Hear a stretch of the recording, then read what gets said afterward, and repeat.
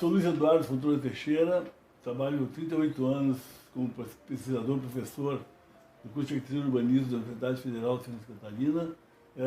Tenho desenvolvido pesquisas nos últimos anos sobre a modernidade no Estado, a partir da pesquisa de doutorado, que foi sobre a arquitetura da modernidade em Florianópolis, entre os anos 30 e 60. De lá tenho desenvolvido publicações sobre o Art Deco em Lages, com o professor Américo Ishida, e um guia da arquitetura moderna em Florianópolis, itinerários, com o professor Gilberto Yunes. Trabalho esse patrocinado pelo IFAM. Nesse momento eu venho falar sobre a pesquisa em andamento da arquitetura colonial no estado de Santa Catarina, do erudito ao popular. A primeira questão é por que a arquitetura neocolonial? Primeiro porque é um patrimônio recente, portanto, patrimônio recente para quem sabe da área ou quem tem interesse é o mais ameaçado. No senso comum ele não é antigo, não tem historicidade, não estaria no rol dos patrimônios visíveis. Ele está muito presente na cidade ainda e é tido como recente. Mesmo entre alguns colegas que trabalham com o mercado imobiliário, essa arquitetura não tem sido valorizada. Então a questão agora é valorizar, colocar em valor uma arquitetura que fez parte de um ciclo importante nos anos 20 até 50, do século XX, para configurar o adensamento das cidades e avanço na direção dos bairros mais populares. É uma arquitetura neocolonial, então ela tem sido considerada por alguns historiadores, muitos deles, como talvez o primeiro movimento de arquitetura que se valeu da mídia, das mídias modernas, das revistas, do cinema, enfim, da divulgação por imprensa. Os próprios cinemas em si, com a sua configuração plástica, também aderiram a essa voga. O cinema Nova York, o Regent, né, o primeiro dos palácios cinematográficos, construído em 1913, na sua fachada já traz uma alegoria neo-hispânica a esse passado recriado. O segundo aspecto do neocolonial que vale a pena ser colocado para estudo é a sua importância como movimento cultural em toda a América Latina, coincidindo com o período de afirmação de uma busca de identidade dos países em consolidação, como os países do Caribe para baixo até a Argentina. Muitos movimentos desses se valeram do neocolonial como afirmação dessa identidade hispânica, na falta de registros maiores de uma cultura pré-hispânica. Aí reside um paradoxo: como criar uma identidade a partir do colonizador? Outra questão diz respeito a movimentos arquitetônicos anteriores, como o ecletismo, que se valeu do historicismo, ou seja, da construção de uma linguagem baseada em recriações de outros lugares, de outros tempos, na arquitetura da época. Então, um movimento de alguns arquitetos, por exemplo, no Rio de Janeiro, se via no neocolonial uma alternativa do historicismo brasileiro, com base nas nossas raízes luso-brasileiras, basicamente o barroco. E aí podemos citar vários deles, como o próprio Lúcio Costa, conhecido por desenho de Brasília, e o projeto do Ministério da Educação e Saúde, com o Niemeyer, na sua juventude, recém-formado, enveredou pelo neocolonial como uma afirmativa de uma historicidade nossa. Projetou a Embaixada da Argentina e também o pavilhão brasileiro na Exposição de Filadélfia em 1925.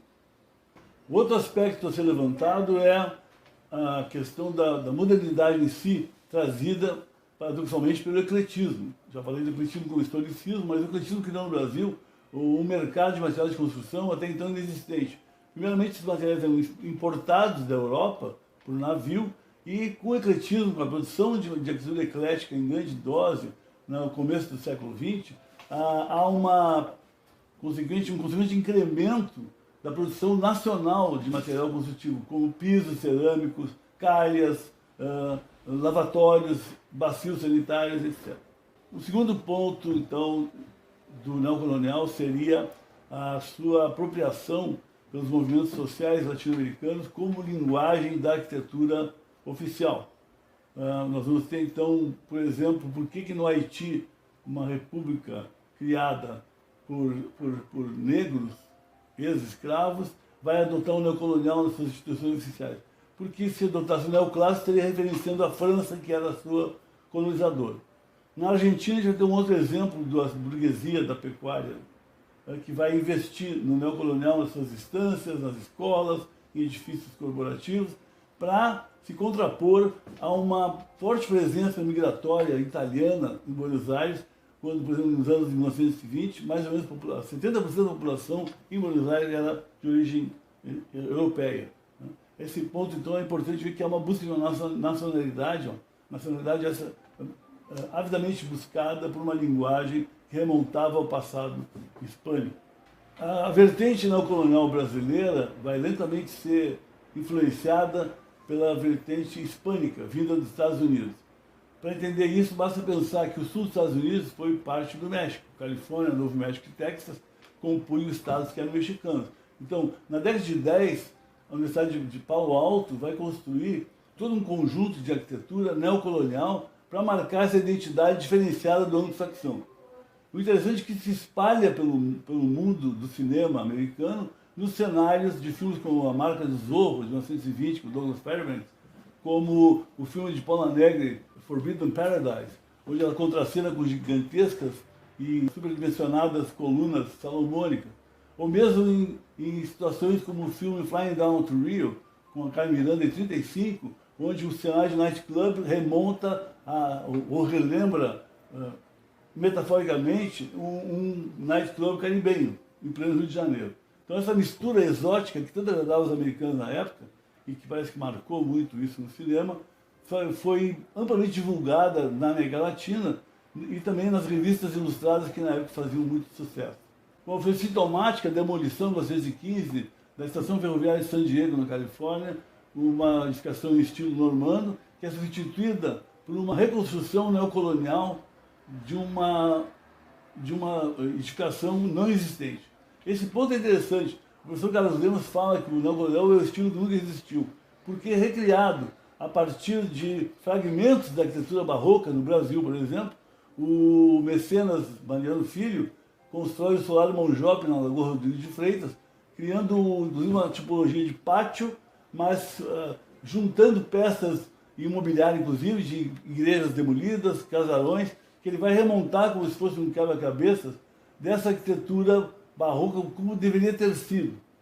Então, há aí um paradoxo, de novo, insisto, que é criar modernidade técnica sem apelar para a modernidade estética adequada, ou seja, melhor explicando, uma forma antiga de construir, tentando demonstrar ser moderna. A casa da época, dos anos 1920, já tinha todo o aparato que temos hoje, quase tudo, instalações de água encanada, instalação elétrica, gás, geladeira, enfim, e o programa da casa também era adequado aos novos tempos, né? Com a compactação da planta, a inexistência de corredor e, ao mesmo tempo, a presença muito forte do pátio e do jardim frontal, rememorando utopicamente, de uma forma romântica, um passado rural, nas cidades que estão se adensando, estão se urbanizando. Esse neocolonial, então, o Spanish Style, o Mission Style, ou o californiano, como queiram, ou mexicano para alguns, ele vai se somar ao neocolonial brasileiro e compor a paisagem urbana dos anos 30 até 50 das casas unifamiliares dos bairros em expansão. Desde as mansões opulentas, com vários cômodos, né, em 2 pavimentos, em largos terrenos com jardins e pomares, até a casa popular da Vila Econômica, por exemplo, Vila Sacos dos Limões, ou as vilas ferroviárias, aqui temos aqui em Porto União, próximo da fronteira do Paraná. Então, a presença de estilemas, de elementos da arquitetura que vão compor esse vocabulário neocolonial, são facilmente identificáveis após a primeira leitura. É o arco na varanda, a varanda com um bloco primeiro frontal à casa, colunas salomônicas, aquelas retorcidas, frontões em forma de chafariz, como rememorando Ouro Preto, o barroco, grades e serralheria bem refinada, muros, enfim, e todo um aparato de reboco apicoado e justificado de uma forma muito interessante. Na América Latina, essa linguagem ficou muito popular. Nós temos, por exemplo, na década de 20, a construção do Círculo de Tênis, um clube, em Montevidéu. Temos a remodelação da Praça de Armas em Lima, no Peru. Temos a construção de municipalidade em Corrientes, na Argentina, vários outros exemplos que se somam a essa busca de uma identidade hegemônica de um passado hispânico. Mas norte bem recriado, porque não busca diretamente na fonte, mas sim a partir de elementos que comporiam essa arquitetura nesse passado. No Brasil, esse movimento se inicia na década de 10, ainda quando o engenheiro Ricardo Severo vem de Portugal, trabalhar no escritório Ramos de Azevedo, em São Paulo, escritório conhecido, por exemplo, por ter construído a Estação da Luz e várias outras obras. Ele vai fazer uma palestra defendendo a ideia da arte tradicional como sendo uma referência para os tempos modernos em grande mudança. Eu já citei aqui no início o Mariano Filho, no Rio de Janeiro, Gustavo Monjob. Mariano Filho é esse médico, mecenas e colecionador que viabilizava concursos de arquitetura na linguagem não colonial. Vários edifícios e várias edificações corporativas são construídas pelo Estado. Nós temos aqui em Florianópolis, por exemplo, o Departamento de Saúde Pública, feito pelo Paulo Mota, o arquiteto do Rio de Janeiro, do escritório técnico, que é um belo exemplo dessa linguagem numa situação de função de saúde. Um marco do início, de uma certidão de nascimento no Brasil, seria a exposição de 1922, em homenagem ao centenário da independência. Enquanto que em São Paulo, a mocidade da Paulicéia Desvarada alugava o Teatro Municipal para fazer a Semana de Arte Moderna, que ficou consagrada, no Rio de Janeiro, os conservadores fazem essa exposição calcada na linguagem não colonial, demonstrando, então, que é um movimento político, inclusive, de afirmação de uma identidade a qual eles queriam, que seria baseada na cultura dos brasileiros. Temos também o arquiteto Vitor de Bigrat, também da companhia Ramos de Azevedo, que projeta o Rancho da Maioridade, no caminho para o litoral caiçara. Vários exemplos da Sociedade Beneficente de Santos, né? Sobre a exposição de 22, no Rio de Janeiro, vários arquitetos da Escola Nacional de Belas Artes concorreram com projetos, Pavilhão das Indústrias, a Porta Monumental, enfim. As imagens mostram, então, um forte sentido alegórico a esse passado, como que contraditoriamente afirmando uma identidade frente a uma independência. Me parece um pouco paradoxal. Voltando à produção da arquitetura no Brasil, citei no início a disseminação dessa arquitetura se popularizando via cinema, mas via também uma série de publicações que eram vendidas em bancas de revistas ou livrarias, as chamadas revistas de casas populares, né? Onde ali o cliente comprava a revista e tinha acesso a uma planta pronta, orçamentos e fachadas, inclusive desenhadas. Essas revistas publicavam, então, soluções neocolonial, normanda, art déco, e o cliente escolhia qual o estilo ele desejaria para montar essa casa. Vale a pena dizer que isso era um campo muito forte para os mestres de obra, que não tinham quem projetasse para eles, e acabavam apelando para esse tipo de solução. E mesmo o cliente com pouca disponibilidade financeira, que construía sua casa com dinheiro guardado, se valia dessas publicações para ter alguma base técnica para a construção. E também o poder imitativo, me parece que, de novo, o cinema, as mídias da época faziam, trazendo uma colocação de que essa arquitetura era a que traduzia melhor a modernidade naquele momento. Nós vamos ter, então, as vilas populares, que falamos no início, aqui no Florianópolis, a Vila dos Sacos e Limões, em Criciúma, a Vila dos Engenheiros, e também os empreendimentos feitos pelas estradas de ferro. Particularmente citaria o caso de Porto União, onde foram feitas várias habitações de familiares, seriadas, né, na linguagem não colonial, colocadas dispostas linearmente ao longo da ferrovia para destinação de moradia dos trabalhadores da aviação férrea. Então, a nossa pesquisa inicialmente se restringe a Florianópolis, por uma questão de verba aí, também causada por esse problema da pandemia, que nos deixou isolados. Fizemos uma pesquisa de campo presencial e depois a equipe da Fernanda Pimenta está desenvolvendo um mapeamento online, né, por varredura de ruas. Mas o que a gente pode constatar até o momento é a presença muito forte, eu insisto nisso, nos bairros periféricos ao centro fundacional, da arquitetura popularizada como neocolonial. Casas unifamiliares de pequena dimensão, com poucos cômodos, né, e um pequeno jardim emoldurando e um pátio muitas vezes arborizado. Essa alusão à casa unifamiliar rural é interessante constatar, porque ela mostra esse universo de uma certa insegurança psicológica das pessoas morando no meio urbanizado, mas com uma raiz ainda no meio rural.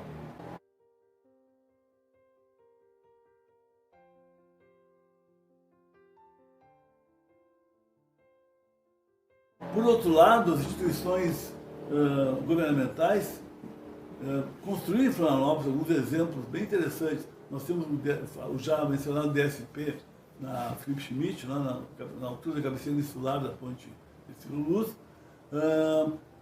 Temos alguns quartéis também, militares, né? Vários outros exemplos de arquitetura institucional com a linguagem neocolonial.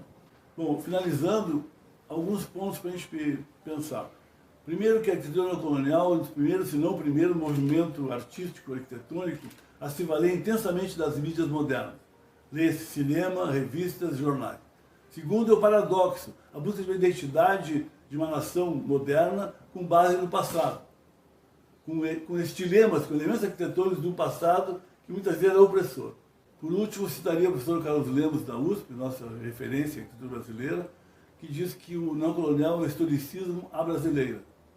Ou seja, ao invés de buscar raízes, estilemas, elementos de arquitetura em outros países, por que não buscar no nosso?